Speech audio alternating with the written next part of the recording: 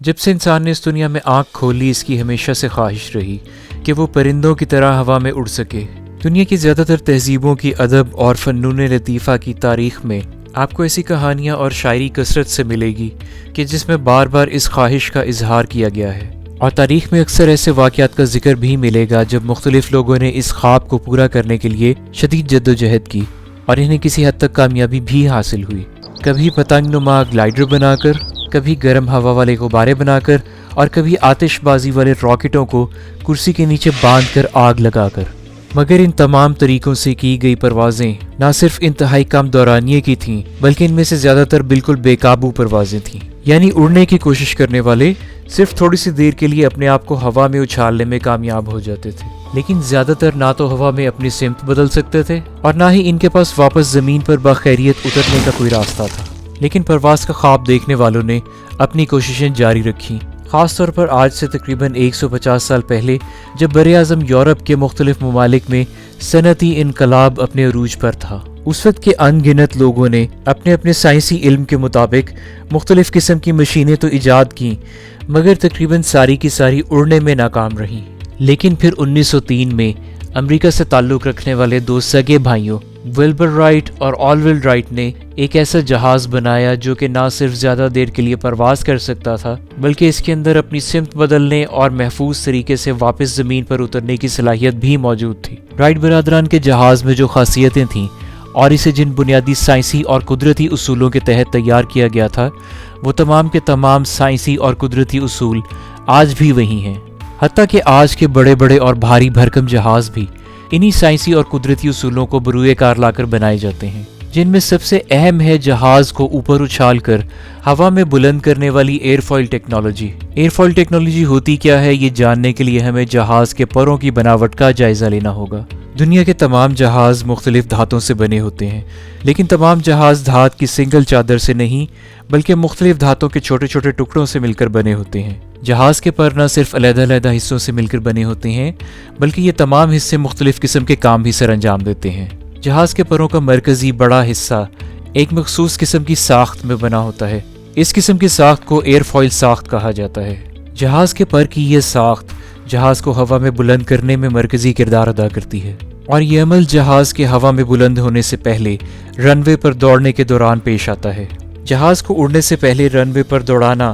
انتہائی اہم ہے، اور اس کا واحد مقصد ہے سامنے سے آتی ہوئی زیادہ سے زیادہ تیز رفتار ہوا کو جہاز کے پروں کے ساتھ ٹکرانا۔ جب سامنے سے آتی ہوئی تیز رفتار ہوا پر کے اگلے حصے سے ٹکراتی ہے تو وہ اس کی ایئر فوئل ساخت کی وجہ سے اس کے اوپر اور نیچے والی سطح سے پھسلتی ہوئی پیچھے کی جانب سے زور سے نیچے کی طرف بہتی ہے۔ جہاز کے انجن اسے مسلسل آگے دھکیلتے رہتے ہیں،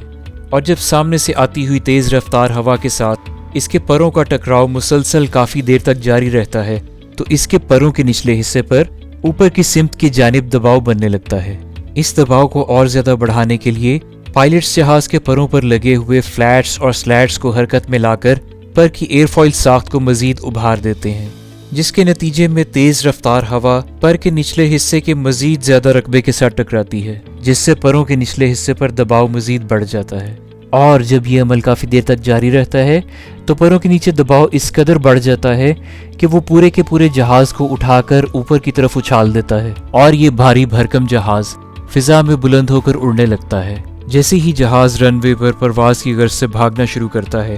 اس پر 4 قدرتی قوتیں اثر انداز ہوتی ہیں۔ نمبر 1، زمین کی کشش ثقل، یعنی زمین کی وہ مقناطیسی کشش جس کے تحت زمین ہر شے کو اپنی طرف کھینچ کر اپنے ساتھ لگا کر رکھتی ہے۔ اس کشش ثقل کو انگریزی میں گریوٹی کہتے ہیں۔ نمبر 2، جہاز پر چاہے جیسے بھی انجن لگے ہوں، ان کا ایک ہی کام ہوتا ہے، اور وہ ہے جہاز کو آگے کی طرف زور سے دھکا دینا۔ انجنز اپنے آگے موجود ہوا کو جذب کرتے ہیں اور پچھلی جانب سے تیزی سے نکال باہر پھینکتے ہیں، اور جب پیچھے کی جانب سے ہوا تیزی سے باہر نکلتی ہے تو جہاز کو مخالف سمت میں یعنی آگے کی سمت میں زور سے دھکا لگتا ہے، تقریباً اسی طرح جس طرح آپ ہوا سے بھرے غبارے میں سے ہوا نکال دیں تو وہ مخالف سمت میں بڑھنے لگتا ہے۔ غبارے میں جتنی زیادہ ہوا ہوگی اور وہ جتنی زیادہ تیزی سے باہر نکلے گی، اتنی ہی تیزی سے غبارہ مخالف سمت میں جائے گا۔ اسی طرح جہاز کا انجن بھی پچھلی جانب سے جتنی زور اور تیزی سے ہوا خارج کرے گا جہاز کو آگے کی طرف اتنی ہی زور سے دھکا لگے گا۔ اس دھکا لگنے کے عمل کو تھرسٹ کہتے ہیں۔ نمبر 3، جیسے ہی جہاز آگے کی طرف بڑھنے کے لیے حرکت کرنی شروع کرتا ہے تو مخالف سمت میں سے آنے والی ہوا اس کی جسمانی ساخت کے ساتھ ٹکرا کر اس کے خلاف مزاحمت پیدا کرتی ہے۔ جیسے جیسے جہاز کی رفتار تیز ہوتی جاتی ہے ویسے ہی ہوا کی مزاحمت بھی بڑھنے لگتی ہے۔ ہوا کی مزاحمت کے خلاف آگے بڑھنے کے نتیجے میں پیدا ہونے والی اس قوت کو انگریزی میں ڈریگ کہتے ہیں۔ نمبر 4، جہاز کی ایئر فوائل ساخت والے پر کے نچلے حصے سے ٹکرانے والی ہوا سے پر کے نیچے بننے والے دباؤ کے نتیجے میں جو قوت جہاز کو اوپر کی طرف اچھالتی ہے اسے انگریزی میں لفٹ کہتے ہیں۔ یعنی اگر جہاز کے اڑنے کو اس کی صحیح اصطلاحات میں بیان کیا جائے تو قصہ کچھ یوں ہے کہ جہاز جب زمین پر ہوتا ہے تو گریوٹی اسے اپنے ساتھ لگا کر رکھتی ہے۔ جہاز کے انجن تھرسٹ کی قوت پیدا کرتے ہیں جس کے نتیجے میں جہاز رن وے پر آگے کی جانب دوڑنا شروع ہوتا ہے اور تیز رفتار میں اس کے آگے بڑھنے کے ساتھ ہی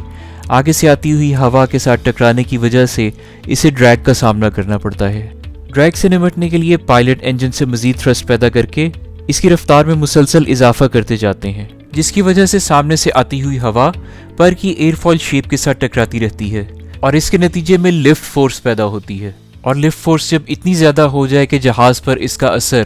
گریوٹی کی نسبت بڑھ جائے تو جہاز فضا میں بلند ہو کر اڑنے لگتا ہے، اور جب تک جہاز کے انجنز کا پیدا کیا ہوا تھرسٹ ڈریگ سے زیادہ رہے گا جہاز مسلسل آگے بڑھتا رہے گا، اور جب تک لفٹ فورس گریوٹی سے زیادہ رہے گی جہاز مسلسل اوپر اٹھتا رہے گا۔ لیکن جب جہاز ایک مخصوص اونچائی تک پہنچ جاتا ہے تو اسے مزید اوپر بلند ہونے کی ضرورت نہیں پڑتی، پھر یہ سیدھی سمت میں اپنی منزل کی جانب پرواز کرتا ہے۔ ایک عام مسافر بردار جہاز فضا میں تقریباً 31,000 سے 38,000 فٹ کی اونچائی پر پرواز کرتا ہے، اور فضا میں سیدھی پرواز کے دوران اس پر اثر انداز ہونے والی تمام قوتیں یعنی گریوٹی، لفٹ، ڈریگ اور تھرسٹ ایک دوسرے کے بالکل برابر ہو جاتی ہیں، جس کی وجہ سے جہاز فضا میں رہتا ہے اور نیچے نہیں گرتا۔ آئیے اب دیکھتے ہیں کہ جہاز اپنی سمت کیسے بدلتا ہے۔ سمت بدلنے کے لیے بھی جہاز کے پروں پر لگے ہوئے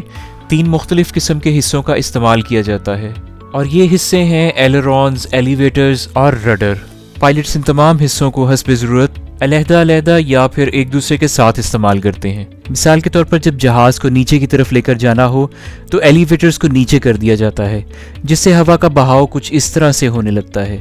اور جہاز کا منہ نیچے کی طرف ہونا شروع ہو جاتا ہے، اور اگر مزید اوپر کی سمت میں جانا ہو تو ایلیویٹرز کا منہ اوپر کر دیا جاتا ہے، جبکہ جہاز کو موڑنے کے لیے ایلرونز اور رڈر کا استعمال کیا جاتا ہے۔ موڑ کاٹنے کے لیے پائلٹس ایک ایلرون کو اوپر اور دوسرے کو نیچے کر دیتے ہیں اور ساتھ ہی رڈر کو بھی موڑ دیتے ہیں۔ ایسا کرنے سے جہاز ایک جانب جھک جاتا ہے اور پھر پائلٹس جہاز کے ذاتی محور پر اس کا منہ اوپر کی طرف اٹھا دیتے ہیں جس سے جہاز اس سمت میں بڑھنے لگتا ہے جس سمت میں اس نے جانا ہو۔ شاید آپ کو یہ جان کر حیرانگی ہوگی کہ جہاز کو اڑانے کے لیے درکار ایندھن جہاز کے پروں میں بھرا جاتا ہے کیونکہ جہاز کے فیول ٹینکس پروں کے اندر موجود ہوتے ہیں۔ جہاز کے تمام حصوں کو ایک انتہائی جدید نظام فلائی بائی وائر کے ذریعے کنٹرول کیا جاتا ہے۔ فلائی بائی وائر کیا ہوتا ہے، موقع ملا تو انشاءاللہ مستقبل میں اس موضوع پر بات کریں گے۔ اب تک کے لیے اتنا ہی۔ اگر ویڈیو پسند آئی ہو تو لائک کا بٹن ضرور دبائیے گا، اور اگر آپ چاہتے ہیں کہ ایسی اور ویڈیوز براہ راست آپ کے پاس پہنچیں تو ابھی سبسکرائب کا بٹن اور بیل آئیکن دبا دیجیے۔ اس کے علاوہ اس ویڈیو کو دوسروں کے ساتھ شیئر کرنا مت بھولیے گا تاکہ آپ کے پیارے بھی اس علم سے مستفید ہو سکیں۔ انشاءاللہ ملاقات ہوگی ایک اور ویڈیو میں، جب تک کے لیے اللہ حافظ۔